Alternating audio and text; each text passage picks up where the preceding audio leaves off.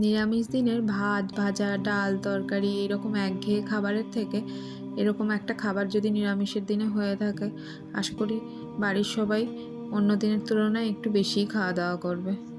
নমস্কার, আমি মধুশ্রী, আর আপনাদের সবাইকে স্বাগত আমার চ্যানেল মধুশ্রীজ ওয়ার্ল্ডে।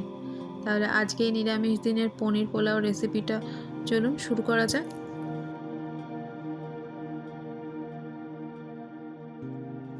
এখানে আমি নিয়ে নিয়েছি গোবিন্দভোগ চাল।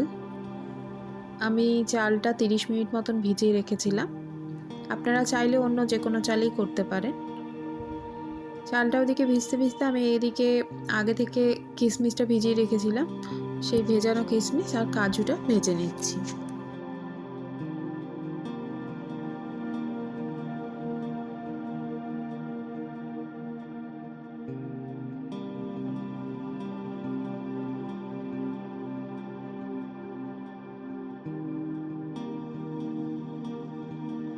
কাজু কিশমিশগুলো এখানে ভাজা হয়ে গেছে।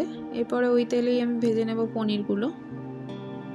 পনিরটা আমরা যেরকম সাইজে কেটে অন্যান্য সবজি করি তার তুলনায় অনেকটাই ছোট করেছি আমি এখানে।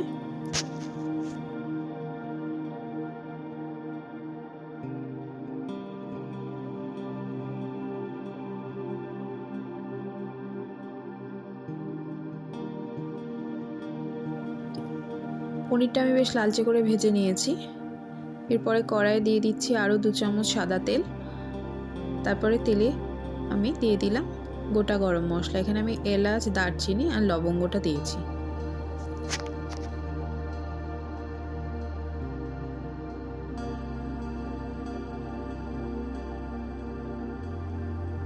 এরপরে এখানে দিয়ে দিচ্ছি আমি চাল।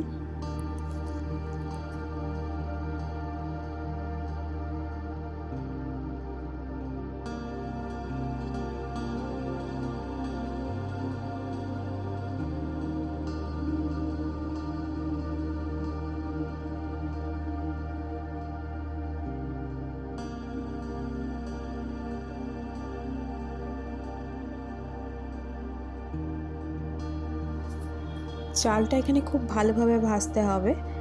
একদম লো ফ্লেমে দিয়ে বা মিডিয়াম টু লো ফ্লেমে দিয়ে চালটাকে বেশ অনেকক্ষণ ধরে ভাজতে হবে। চালটা যত সুন্দর ভাজা হবে, প্রথমে চালটা দেওয়ার পরে একটু দলা পাকিয়ে যাওয়া মতন হয়ে যায়, তারপরে যত ঝরঝরে হবে বোঝা যাবে যে পোলাওটা হওয়ার পরেও বেশ সুন্দর ঝরঝরে হবে।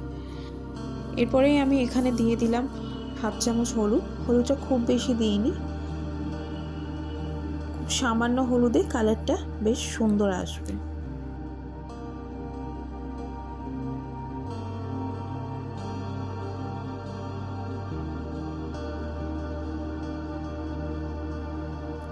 হলুদটা আমি সম্পূর্ণ চালের সাথে ভালোভাবে মিশিয়ে নিয়েছি। দেখুন কালারটা এখানে কীরকম এসেছে।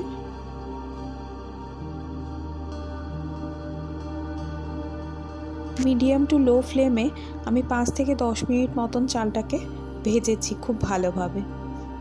আমার চালটা এখানে ভাজা হয়ে গেছে। তারপরে আমি এখানে দিয়ে দিচ্ছি গরম জল। আমি প্রথমে অল্প গরম জল দিলাম, দিয়ে আমার মনে হলো যে আরও একটু গরম জল দেওয়ার প্রয়োজন, তার জন্য আমি এখানে পরে আরও একটু গরম জল দিয়ে দিচ্ছি।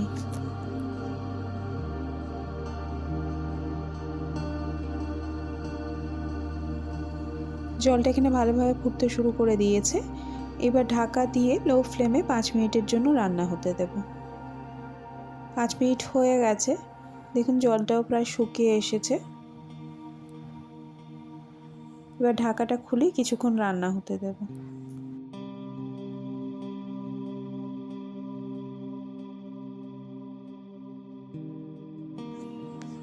পোলাওয়ের চালটাও বেশ সুন্দর সেদ্ধ হয়ে গেছে আর বেশ ঝরঝরেও হয়ে গেছে।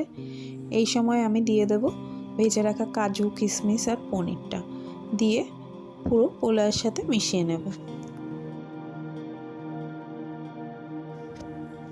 এরপরে দিয়ে দিচ্ছি আমি লবণ। এখানে আমি 1 চামচ লবণ দিয়েছি, আর চিনি দিয়েছি 2.5 চামচ মতন। পোলাওটা যেহেতু একটু মিষ্টি মিষ্টি হয়, ওই জন্য আমি চিনিটা একটু বেশিই দিয়েছি। আপনারা আপনাদের টেস্ট অনুযায়ী চিনিটা বাড়ানো কমানো করতে পারেন। আপনারা চাইলে চিনি আর লবণটা যখন জল দিয়ে চালটা সেদ্ধ হওয়ার টাইম, সেই টাইমেও দিতে পারে। আমার এই টাইমে দিলে সুবিধে হয়, ওই জন্য আমি এই টাইমেই দিই।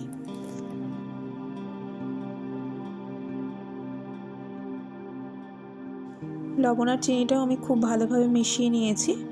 এরপর আমি দিয়ে দিলাম 1/2 চামচ গরম মশলা গুঁড়ো।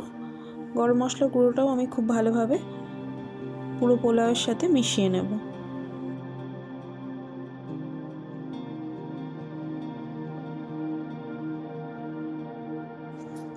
পনির পোলাও আমাদের একদম রেডি। লাস্টে আমি 2 চামচ ঘি দিয়ে ঢাকা দিয়ে কিছুক্ষণের জন্য রেখে দেব, যাতে ঘিয়ের সেন্টটা পুরো পোলাওয়ে ছড়িয়ে যায়।